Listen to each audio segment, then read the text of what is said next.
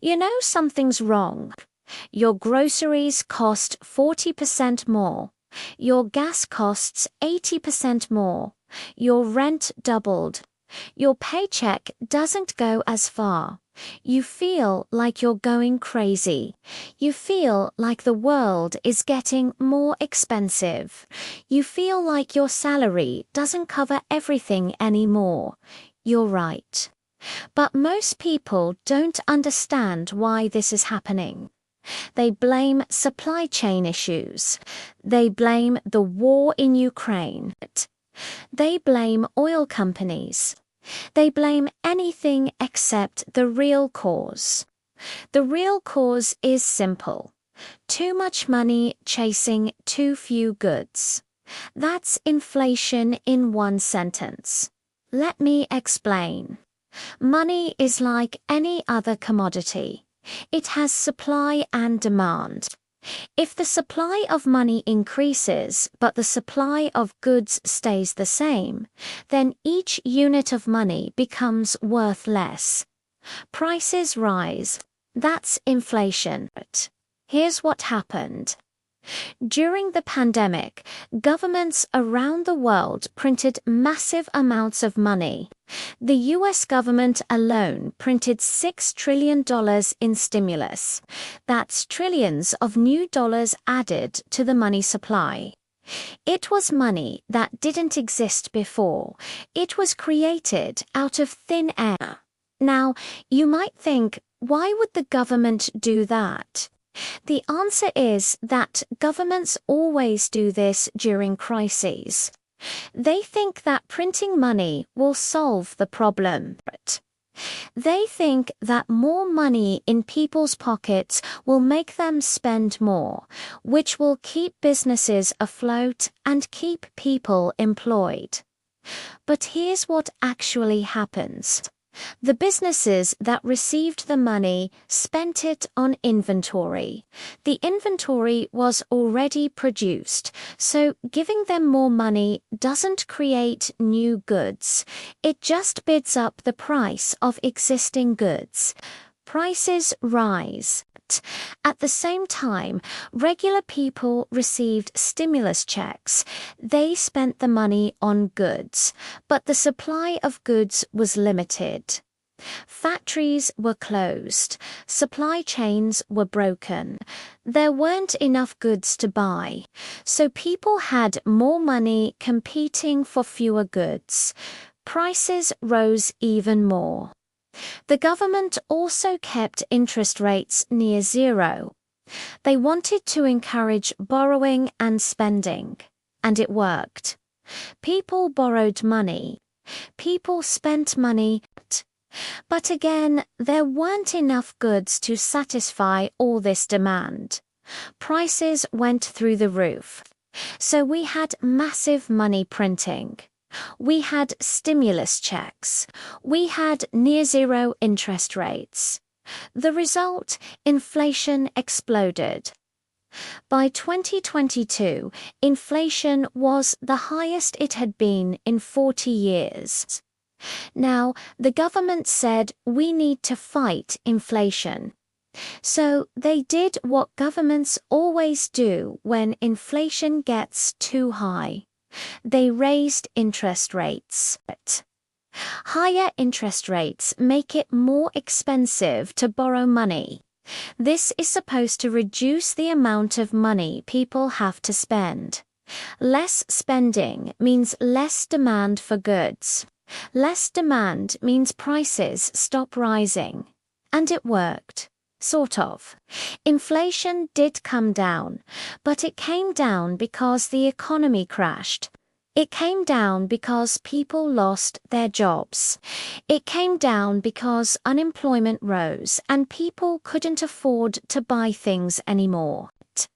So we went from too much money chasing too few goods, which caused inflation, to too little money because people lost their jobs, which caused a recession.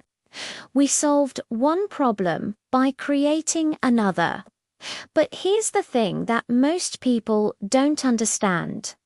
The inflation that was caused by government printing. That money went somewhere. It didn't just disappear. It went into the pockets of the wealthy and corporations. It went into asset prices. It went into real estate. It went into the stock market. Rich people and corporations borrowed money at near zero interest rates. They bought assets, they bought real estate, they bought stocks. As more and more money flowed into assets, asset prices went up. The wealthy got richer, but regular people, they spent money on daily essentials, food, gasoline, rent. As inflation hit, the prices of these essentials skyrocketed. They couldn't keep up, they fell behind. So inflation didn't hit everyone equally. Inflation hit the poor and middle class the hardest. Inflation enriched the wealthy. Inflation was the greatest wealth transfer from the poor to the rich in modern history. And the government knew this would happen. The government doesn't fight inflation to help the poor. If it did, it would have just raised wages instead of raising interest rates. But it didn't do that. It raised rates, which caused people to lose their jobs. The government sacrificed employment to fight inflation. It sacrificed wages to fight inflation. Why? Because the real goal isn't to help the average person.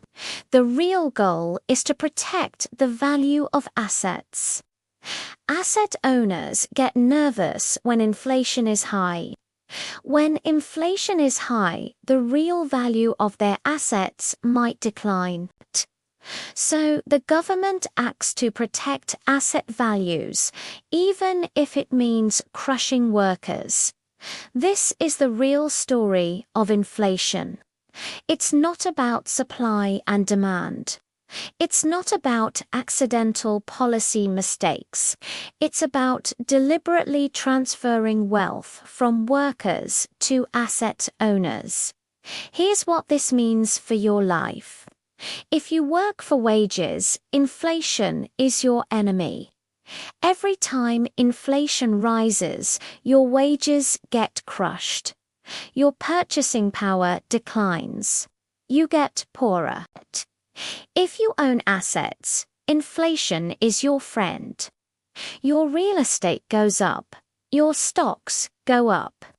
Your wealth grows automatically.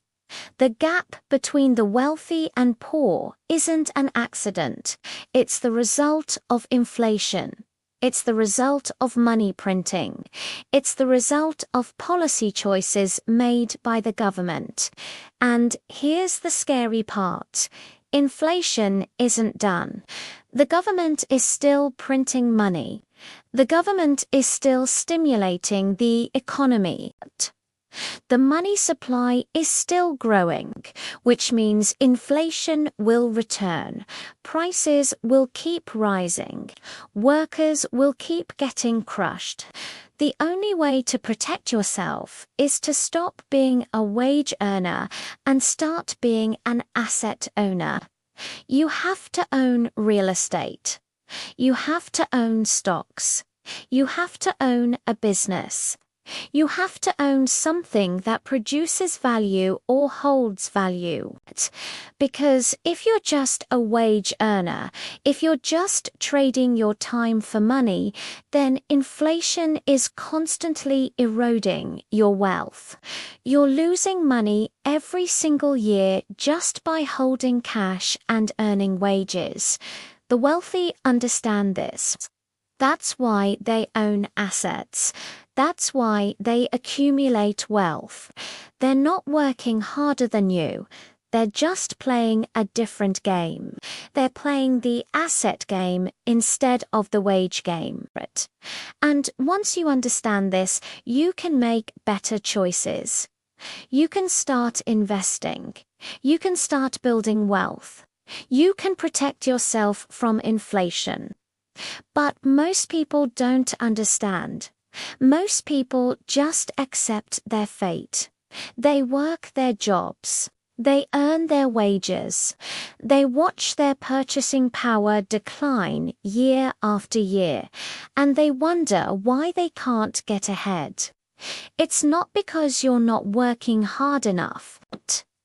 It's because the system is designed to transfer wealth from workers to asset owners. The system is designed to benefit the wealthy. Understanding this is the first step to breaking out of it. Save this video. Share it with someone you care about. Because inflation isn't just about prices. It's about the structure of society. It's about who wins and who loses.